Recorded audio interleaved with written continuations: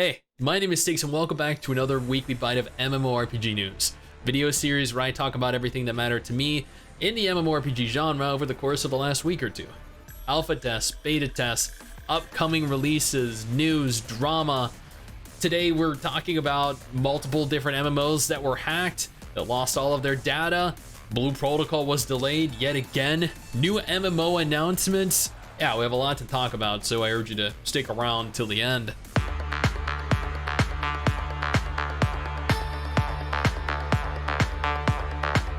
Let's start this off with Tower Fantasy, which just introduced patch 3.4, Butterfly in the Abyss. This includes the flute waifu that I never remember the name of. If you're interested in perhaps trying Tower Fantasy out, now's a great time to. I did a comprehensive video of my thoughts of Tower Fantasy over the entire course of the game. I spent 3 months playing it so I could actually get a full gauge of what the game was like if you're interested in that. RF Online Next was confirmed at G-Star 2023. A lot was revealed. New gameplay footage, new screenshots, new information. Character models are looking better than ever. They showed off a lot of very unique assets with the characters that are very distracting. There was a full trailer released for it. The game is looking very polished from what I can see thus far. Probably gonna have a dedicated video on this in the very near future, like the next week or two.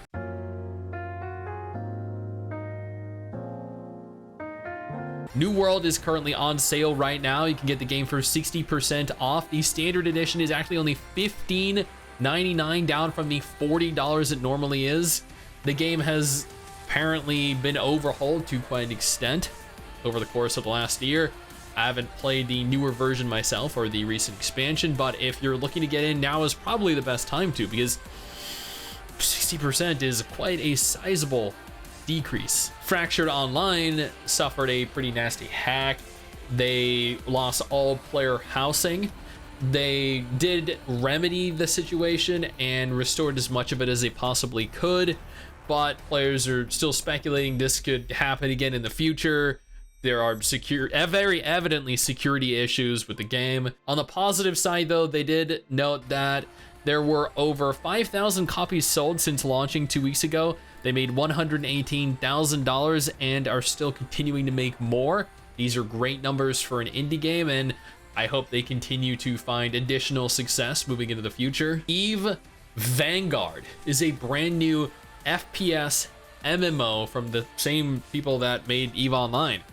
I really could never get into EVE Online because this is a very complex, convoluted game. Not that that makes it bad, it's just way too difficult for my tiny little brain to comprehend. With this in mind, they are holding a playtest in 12 days and 5 hours if you're interested in perhaps testing it out and seeing what there is to look forward to. I'm going to attempt to. Probably won't get in, but I mean, when do we ever? Before we go any deeper into the news, drama, everything, I want to take a moment here to thank our incredible patrons over on Patreon. Allow for me to continue to do dedicated videos like this every single week. You guys are amazing. Now back to the video. CorPunk is holding their third phase first look on December 16th through December 20th. I am actually getting to potentially play during that period, maybe before. I don't actually know the specifics of the date yet, but I'm gonna be able to play the game, compile my thoughts on it, and hopefully bring it to the attention of a larger audience of players.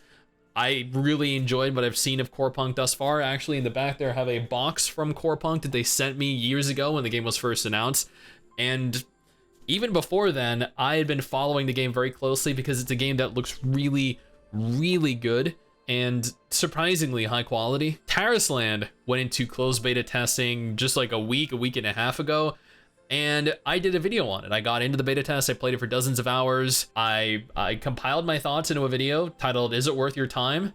I strongly urge you to go check that out if you're interested in Tarisland. Tarisland, of course, is the cross-platform WoW-esque MMO that took a lot of inspiration from World of Warcraft, and you know, I'm not gonna give any spoilers.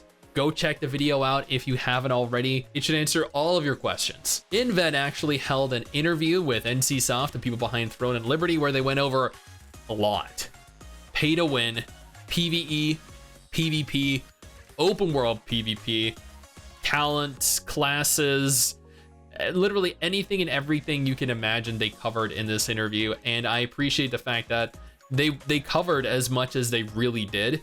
This is too much to go over in a news video, so if you're interested, go check that out. Maybe I'll cover it in an updated video. I'm not entirely sure yet. Vindictus confirmed the release of a brand new raid. I know what you're thinking. Holy crap, they still push out new content regularly, semi-regularly. Yeah, you have an entirely new raid, new events going on to hopefully get people to the raid, leveled up to that point, because let's be honest here, going through old content in Vindictus is never fun. Ethereal Echoes of Yore is another MMO that suffered a recent hacking. This was much worse though, because they lost 17,000 player accounts, all of the game's accounts at once, and they did not recover them. This is a nail in the coffin for the game. They will never recover from this. This is, for all intents and purposes, absolutely dead now, which is a shame, because that's quite the way to go. Mortal Online 2 confirmed that their Unreal Engine 5 PTRs have been going exceptionally well. They're holding another PTR scheduled for at some point this week. I mean, if you're interested, then you can go ahead and participate. Smilegate confirmed that they were releasing essentially the equivalent of Lost Ark 2, but Lost Ark 2 is tentatively titled Lost Ark Mobile, and is a mobile version of Lost Ark. To what extent, I don't know. I don't know if it's like a direct port of the game. It's probably not. I don't know if it's a sequel or a prequel. All I know is the last time a popular Korean MMO did this, it turned out poorly. Black Desert Mobile. About a week and a half ago, interestingly enough, at the same time roughly as Tarisland, Perfect New World confirmed that they were holding their Equilibrius test.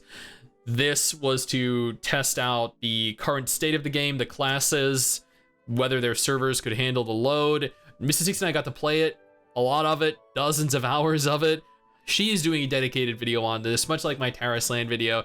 If you're interested, she should, in theory, have that video up at some point next week. Spoiler, the game is... You know what? No, just wait for the video. And finally, Blue Protocol was delayed. I feel like this game has spent more time being delayed, in a state of delay, than it will actually exist on the market, which, oh man, is so disappointing to hear.